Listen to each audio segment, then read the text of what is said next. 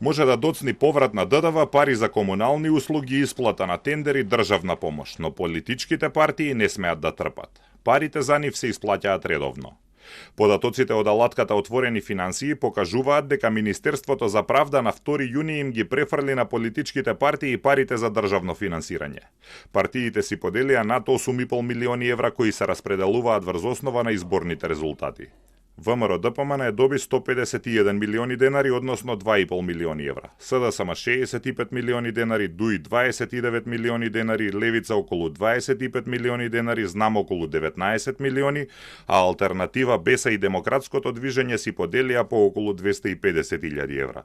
Другите добиваат помалку. Алатката покажува дека државните пари за партиите во изминатите години легнуваат редовно. Бранимир Јовановиќ од Виенскиот институт за меѓународни економски студии вели дека тоа покажува кои се приоритетите на државата. Колку и да нема пари за партиите, секогаш ќе се најдат пари, односно се друго може да застане во државата, може да не се исплаќаат пари, да не се враќа ДДВ, да се касни со пензии, да се касни со било што друго, ама за партиите може да се најдат пари.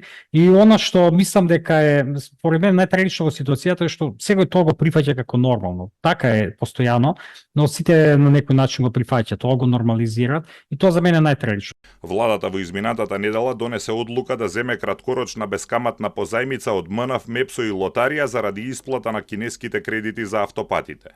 Бизнисмените пак се жалат дека доцни повратот на ДДВ. Јовановиќ вели дека тоа не значи дека државата нема пари или дека ќе банкротира, туку дека постојано троши повеќе од што прибира во буџетот.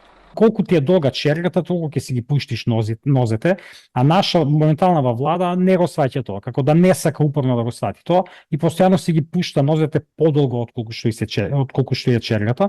И тоа е проблемот во целава ситуација, и затоа постојано мора да прават некои вакви акробации за да на некој начин ги скрпат состојбите. Се сеќавате и лани на крајот на годината. Трезорот го затворија прерано, па некои исплати префрла од декември во јануари. Директорката на Германската стопанска комора во Македонија, Антје Ванделт, во емисијата Бизнис Објектив пред 2 месеци се пожали дека доцни повратот на ДДВ и државната помош и од некои компании таа сума достигнува 12 милиони евра.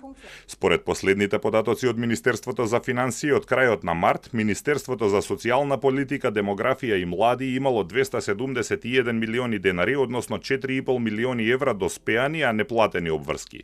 Животна средина 176 милиони денари, образование 146 милиони, култура 118 милиони денари, транспорт 100 милиони денари, Министерството за здравство должело 80 милиони, а Министерството за надворешни работи околу 1 милион евра што не ги платило на време.